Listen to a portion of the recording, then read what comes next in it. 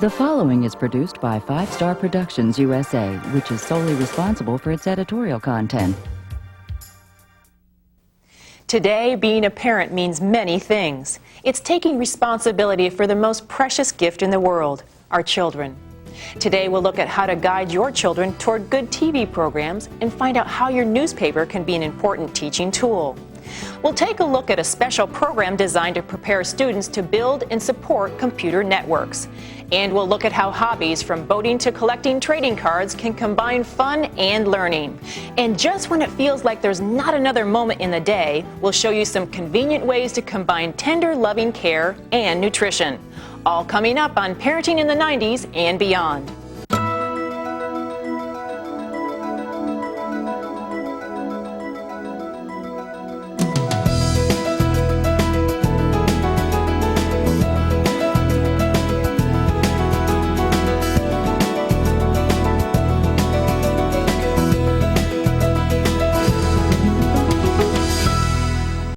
Hi, I'm Kim Alexis. These days we hear so much about controlling the content of television and finding programs that are beneficial and educational for our children.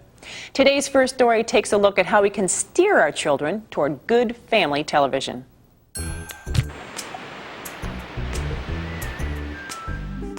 It may be the first thing that they do in the morning and the last thing they do at night. Watching TV is a favorite pastime of kids. And while we do need to balance television viewing with other activities, television is still a worthwhile source of children's entertainment. Much of the debate about television for children focuses on monitoring, warning labels, and programming content. But while Congress debates V-chips and regulations, there's a lot you can do right in your own home. It is important that a parent at least know what their children are watching and that they endorse it and that they are aware whether it is, violent or educational or good for them. It is also important to remember that a wide variety of children's programming already exists. Good children's programs can educate, entertain, and inspire kids. But how do you know what makes good programming? One way to find good children's programming is to find a channel that you trust and that represents excellence in programming. Then make that kind of a television place that your children go to when they turn on the TV. As a parent, you are primarily responsible for exposing your child to different cultures and environments. Good children's programming can promote cultural sensitivity by showcasing culturally diverse images. A prime example of worthwhile children's programming can be found on HBO for Kids. Offering entertaining, enriching, culturally diverse shows without commercial interruption, HBO for Kids is a safe, comfortable television place. Presenting classic children's stories, the channel also offers animated and live-action formats for older children. This programming is scheduled at convenient times for families to watch together. We decided to explore the issues of diversity and take the icons of children's literature from these tales, Hansel and Gretel, Little Red Riding Hood, and change their ethnicities and set it in different backgrounds. We thought we were giving an opportunity for, children who had never seen themselves as kings and queens or princes and princesses. They've never seen themselves reflected that way on television. You should also consider whether the channel is commercial-free and presents programs that aren't constantly interrupted by advertisements. It's good to try to set certain times for watching television. If you separate times, like TV time and homework time, children see it as a specific activity, like sports, playtime, or bedtime.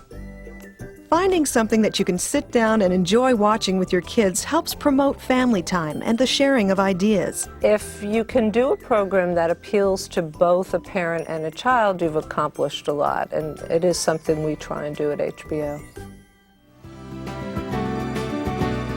These days, there are so many great ways to enjoy being on the water with your family. Stay tuned for a look at how to combine fun and safety on the sea. And did you ever think that your morning newspaper might have some hidden lessons for your children? We'll see how headlines can help your kids learn to read. Coming up on Parenting in the 90s and Beyond.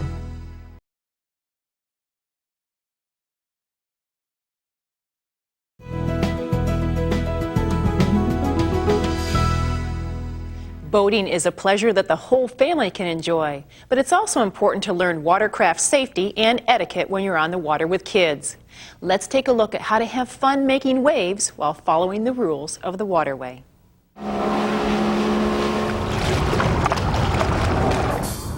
If you are lucky enough to have access to the water or go there on vacation, you know the joys of boating and water sports. Being out on the water is a great way to spend time together as a family. And now, with the development of personal watercraft, enjoying the marine world is easier and more affordable than ever. You can't wait to get out on the water, but like any motorized vehicle, there are a few rules of the waterways that every boater should know. A personal watercraft is designed as a vessel which uses an inboard motor powering a water jet pump. Smaller and more affordable than a motorboat, they are easy to transport and launch. They also don't take much room for storage. And while they're compact, they're also comfortable, allowing room for the whole family. The present generation of PWCs also offer greater versatility. With enough horsepower to tow water skiers, tubes, knee, and wakeboards, you can take some friends along for the ride. Depending on how you plan to use your PWC, there are many designs and features to choose from. Polaris, one of the leading manufacturers of personal watercraft, offers a wide range of models and special features. Their personal watercraft combines comfort, safety, and performance. The U.S. Coast Guard classifies personal watercrafts as Class A inboard boats and applies the same rules and requirements as power boats. You should become familiar with the laws that apply to the area where you'll be using the watercraft. But the most important thing is to use common sense. When it comes to watercraft safety, nothing is more important than personal flotation devices. Properly fitted, Coast Guard-approved life jackets are required to be worn on a PWC. The Personal Watercraft Industry Association also recommends that the operator wear eye protection, a wetsuit, footwear, and gloves. Most personal watercrafts have a lanyard connected to a start-stop switch. By always attaching the lanyard to your wrist, the engine will automatically be stopped if you fall off. This will prevent your watercraft from driving away without control. It's very easy for a rider to think and feel comfortable on a watercraft well before they're prepared. And the riders need to understand what their limitations are and what the performance requirements are for the equipment. And when it comes to Mother Nature, remember to watch your pollution and be careful of fueling spills. This helps to protect healthy marine environments. And watch out for seagrass, vegetation, and wildlife. Everyone wants the same chance to enjoy the waterways, so have fun. But remember to act responsibly and courteously, obey the rules, and protect the environment so your kids can enjoy it when they're old enough to drive a personal watercraft. You may think that reading a newspaper is just a way to get the day's news and sports results, but newspapers are also a great educational resource to help your children learn to read, think, and understand the world.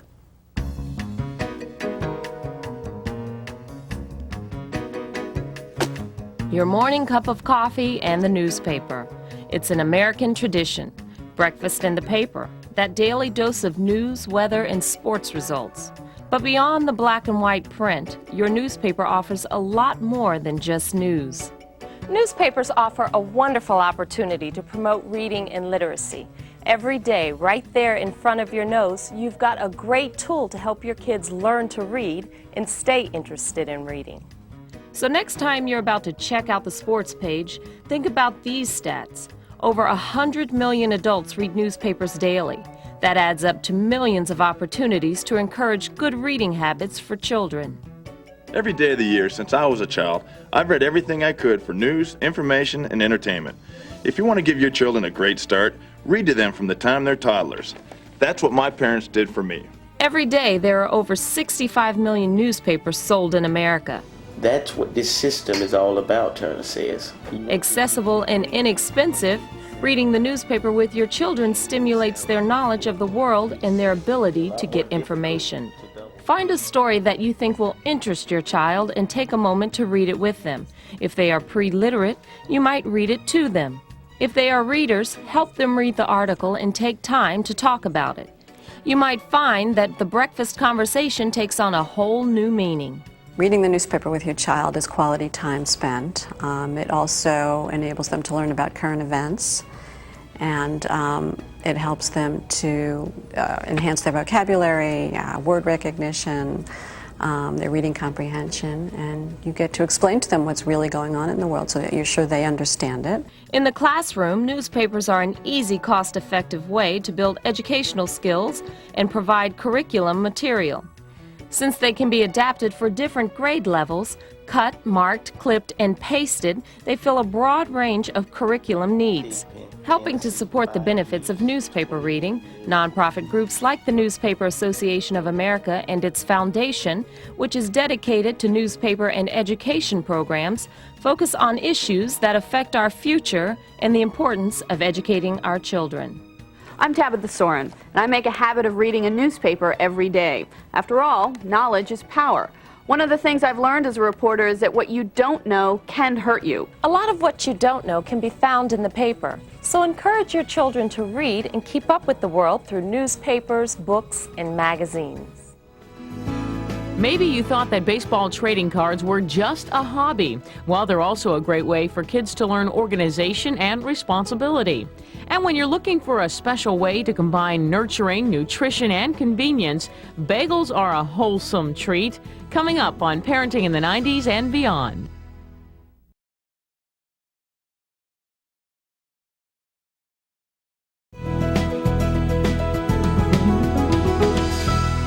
Creating that old-fashioned sense of home cooking for your children isn't always easy in the middle of a busy schedule.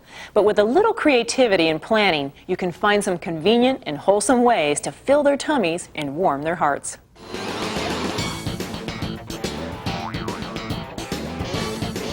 Even with the best intentions, it seems like we're always in a rush. Running the kids to practice and meeting everybody's schedule is not easy. In the midst of this chaos, we're also trying to create a sense of security and stability for our kids. Moments that let them feel nurtured and nourished. There's something wonderfully satisfying about giving our kids something that feels home-cooked, filling both their hearts and their tummies. An important place to start is breakfast. Without a good breakfast, children feel hungry, their attention spans wander, and school performance suffers.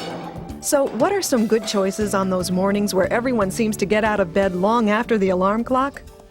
A simple, fast, no fuss, no mess solution comes in a circle. Warm and toasty, even with a hole in the middle, bagels still hit the spot. And while each kid may have their own favorite bagel combination, whether it's butter and jelly on the top or peanut butter in the middle, you can give them that personal touch. When you were growing up, there were a lot more foods that were homemade, and there was a sense of nurturing and warmth that came from that.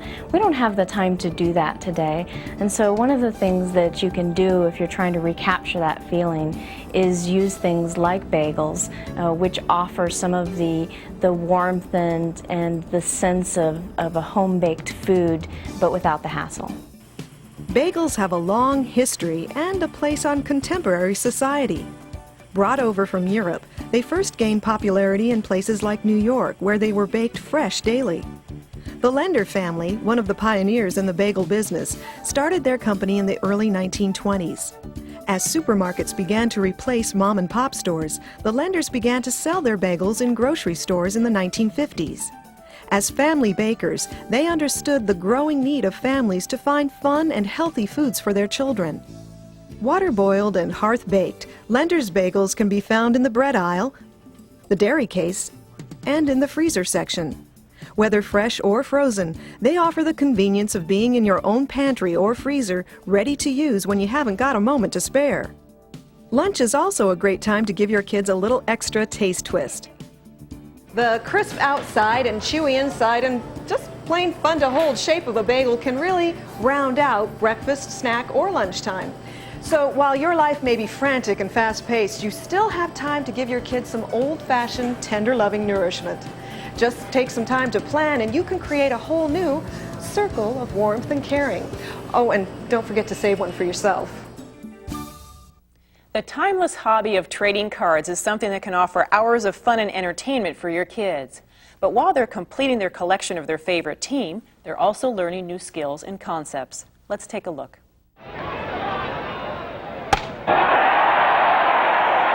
I'll trade you this Ken Griffey Jr. for that Cal Ripken Jr. Hey, I'll give you Trading cards, it's a classic hobby for kids. But while it may seem like just another plaything, trading cards does provide them a chance to develop skills, and it's educational. Building a collection of trading cards helps kids learn a number of skills. First is the process of organizing their collection. Taking care of a card collection instills responsibility and pride. Building the collection provides an opportunity for children to develop their communication skills. Finally, reading and math skills are reinforced through the information presented on the trading cards. Really, it's all about fun. And it really promotes a lot of bonding between children and their parents. And I think parents have found that it's interesting to watch their kids go through this process, and also to watch the excitement that they feel when they open up that pack of cards and see if they got their favorite player or their favorite team. Oh, I got Michael Jordan. There are a lot of different kinds of card collections. Whether it's basketball, football, baseball, or hockey, your child will probably build a collection around their favorite team or player. Completing a series of cards or finding that hard-to-find card can be very rewarding. Collectors can decide how they want to organize their sets. They can collect by their favorite player. A lot of collectors would rather just organize their sets by team. And then other collectors are going to try and complete an entire set, which means you have a numbered set that might be from 1 to 300, and you basically keep it in the order of that number. To protect, organize, and display a collection, many collectors keep cards in binders and card protectors. These are easy ways to keep cards looking good, keep track of their collection, and display the collection. Upper Deck, one of the premier trading card manufacturers, offers football, hockey, baseball, basketball, and racing trading cards. Adding a technology twist, their new Power Deck audio cards brings cards alive with audio highlights and interviews when listened to on an audio CD player. And if you thought sports were just for after school, teachers are finding that percentages, averages, and statistics are scoring home runs when teaching math. Fantasy Baseball Math Program is a program that started in California and is expanding to other states right now. And this program actually teaches kids math concepts based on statistics that are on the back of trading cards. This includes concepts like proportions, ratios, averages, division, and teachers have found that if they use baseball cards with boys and girls to teach math, they get better performance from their kids on tests, as well as a lot more enjoyment in the classroom. So whether it's a touchdown or a goal, trading cards are a winning hobby for your kids. With ever-increasing email communication, internet shopping, and business web pages, computer networks are growing at an amazing speed, and so is the need for people to design and build them. We'll see how schools can prepare students for the new job demands of the information age, coming up on Parenting in the 90s and Beyond.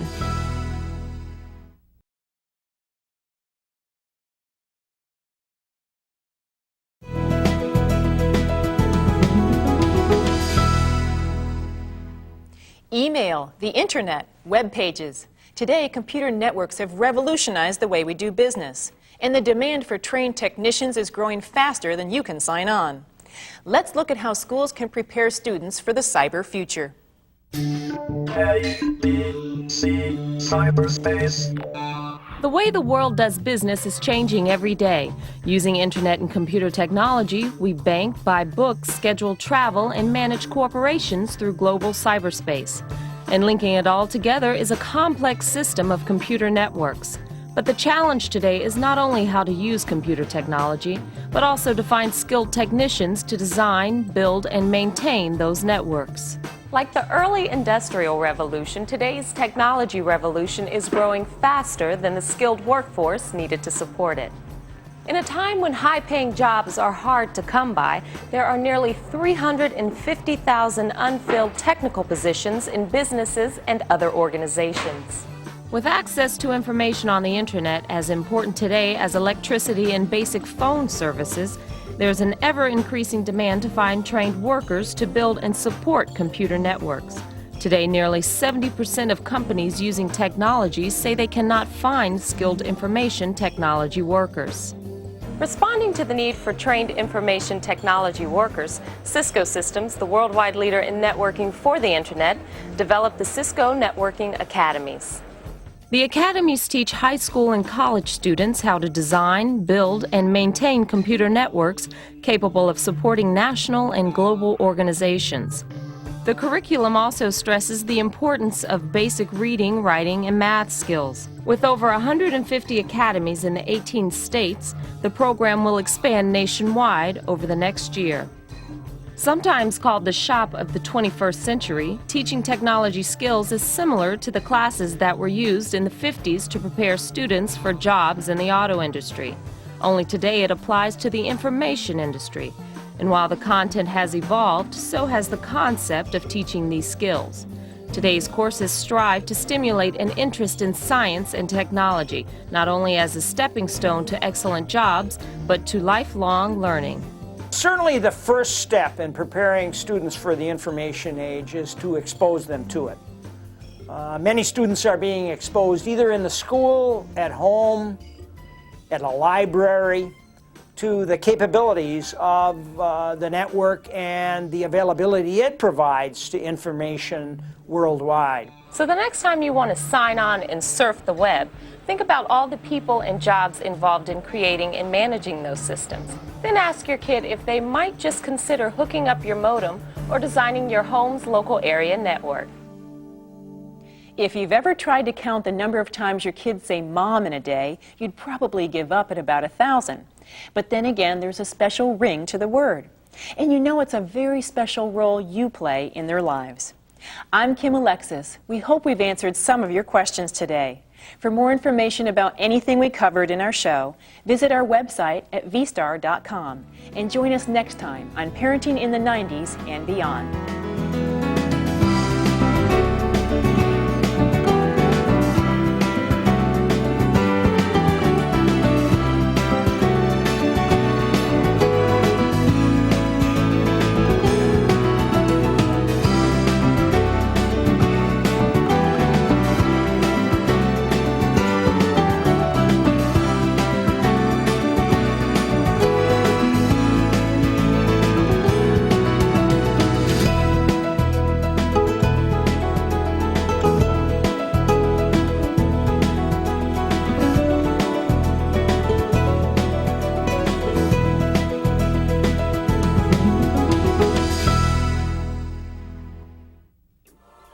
This has been a presentation of 5 Star Productions USA, which is solely responsible for its editorial content.